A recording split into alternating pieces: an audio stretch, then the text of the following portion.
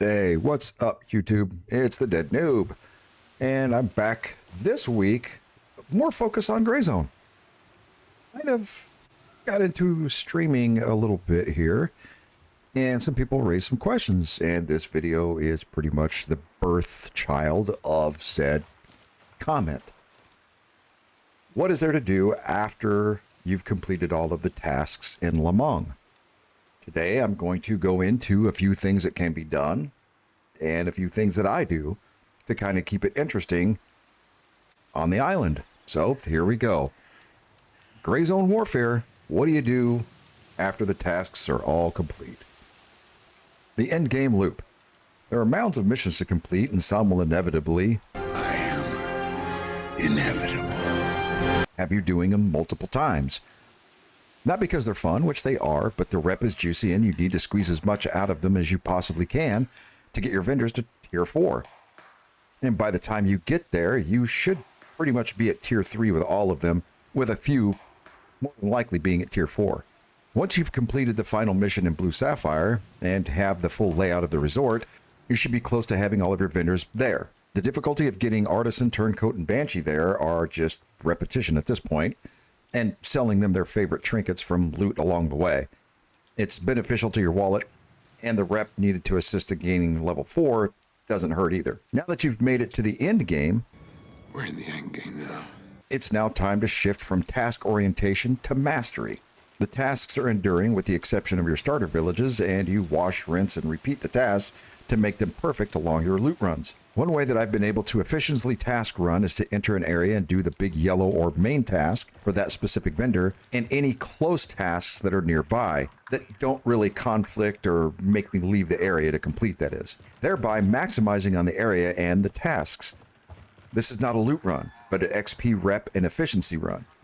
So focus on that aspect. Loot runs are easier, but are devoid, or can be devoid, of XP and rep. And just so you're aware, Vulture, you know, the vendor that changes locations weekly from one cop to another, he only takes electronics, jewelry, and liquor, and selling him these items along the way will advance his reputation.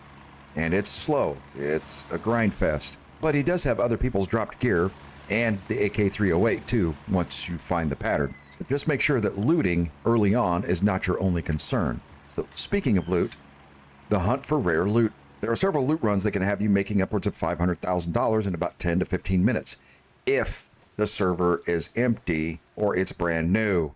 That's a big caveat. And keep in mind, you're not the only player out there. And this is a combined server where there are 3 factions running around all for the same thing, loot.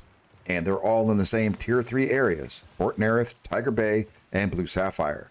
There are hidden caches all over Lamang, so if you're smart, you'll find them along your travels, and if they're untouched, there is a good chance that at least one rare item is in there, such as a diamond ring, sapphire pendant necklace, or the elusive ATM hack device. Now that device can reward you up to $25,000, well, it's not up to, it's actually straight up $25,000 in one shot at the ATM. And keys, well, they're the key. Finding the rare keys can be even harder than a solo run in the mall or at the hotel. The drop rates are a sub 1%, and they do not have the same respawn time gate as the rest of the game. Bosses, loot rooms, and caches all respawn and are reset in about 30 to 45 minutes, when bosses have several locations in which they can spawn too. Some of the best gear in the game can only be looted, or if you're lucky, Vulture has it because someone died and Vulture has it in his inventory. But if you see it, get it, because it won't be there once you leave the area and come back to him. One of the hidden gems in Lamang is weapon skins and special weapons, and they're found in 2 ways. Boss kills, where a message will pop up from one of the vendors referencing the fact that you just killed a boss and he has a rare weapon on him.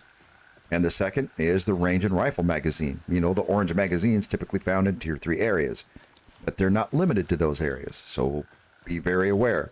Sometimes one of these will start a task associated with the weapon that bypasses vendor rep and requirements. Or it's rare and it's not offered unless the task is completed. Another thing to do in the game is lore. Get immersed in the story.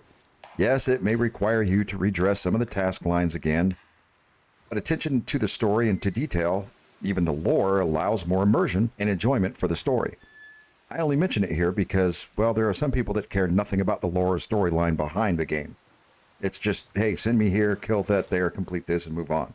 But the lore is there for those who really get into it and enjoy it. Transitioning to PvEvP.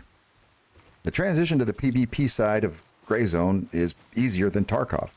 And before I continue, yes, I mentioned Tarkov. I did so because they are the beacon of the extraction shooter genre. They're not the first, but they are definitely the leaders, so I will compare Gray Zone to Tarkov as the standard of extraction shooters. Even if Gray Zone is not fully an extraction game, but it does have heavy extraction elements in it. It's just my opinion.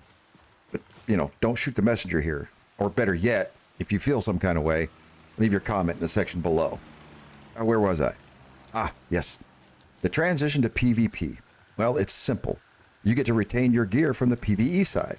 So vendors, gear, and equipment are retained. For now. This could be updated or patched out.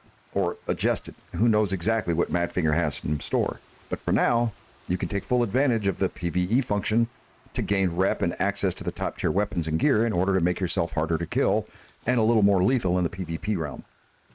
Now, on top of that, there are events on weekends and Wednesdays from the Discord community, and the link to their Discord is down in the description below. There are learning curves that you need to know before you jump in and start running amok in Lamang. Not everyone is your friend, and most likely anyone you see wants your loot, your gear, or just your head. And friendly fire is on. So killing your own faction or your own team members is punished, usually with a disconnect and loss of gear, loot, or, well, hell, anything you had on your character. Hey, Nikita, this is what Tarkov needs. It keeps people from TKing and stealing other team members' loot. That way it would stop the random from joining up just to kill you at the extraction point and stealing your loot. Yeah, good job, you Falcon mother. All in all, just be prepared and maybe short yourself on the first couple of runs to get acquainted with the PvP side of Gray Zone. Now, before I continue, please do me a favor, hit that like button, subscribe, and comment if you're playing PvP, PvE, or both in the comment section below. Challenging the game. There are ways to challenge yourself in the game by doing just a few things that I try from time to time to keep my skills fresh and ready, and maybe you'll try them or create your own version. Now, I don't know if I've created these, and I probably didn't, but I didn't research if anyone has either. So I'll just give you my points. The first one is Zero to Hero Challenge. This is a no gear run. No little bird, no food, no water, no medical equipment, no weapons other than your knife, no NVGs. In effect, you're running in bare bones. Start by running through the starter village or bypass it completely. It's your choice. Going for those higher tier areas, better risk, better reward type situations. Right now, the AI will detect you quickly. Now, the Badfinger guys did state that in the future, they are going to address the sneak function of the game, making it a little bit more playable to where you can sneak up on people a little bit more aggressively. Now, I don't know if they're going to leave that for PvP or PvE or both, but I'm pretty sure it's coming to the game. So you'll be able to sneak up on enemies and take them out with just a knife, and you don't have to worry about alerting them. But you're probably going to have to wear less gear.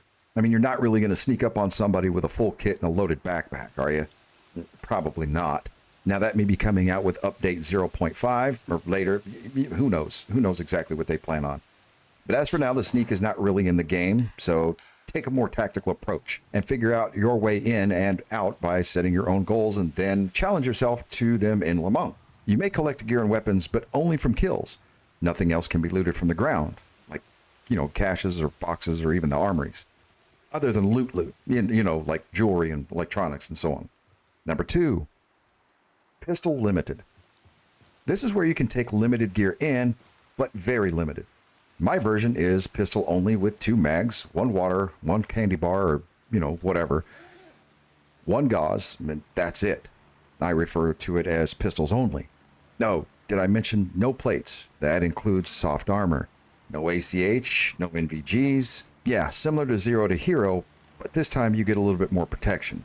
And in this mode, you can't collect rifles, shotties, just pistols and pistol ammo. But you can loot gear from kills. Again, very similar to Zero to Hero, but a pistol and some heals. Make it a little bit easier. Maybe you start with this one and then go to Zero to Hero. I don't know. The next one I want to mention is Vampire Mode. Now, this is something that I kind of came up with in my head. So this is night runs only. Fully suppressed weapons, no gear other than a backpack and nods. You can use a chest rig, but no armor, no medical supplies, no food and water, only night runs into any area you want. But you can never take your nods off. So if they fail due to illuminated areas, well, you're going to have to figure it out.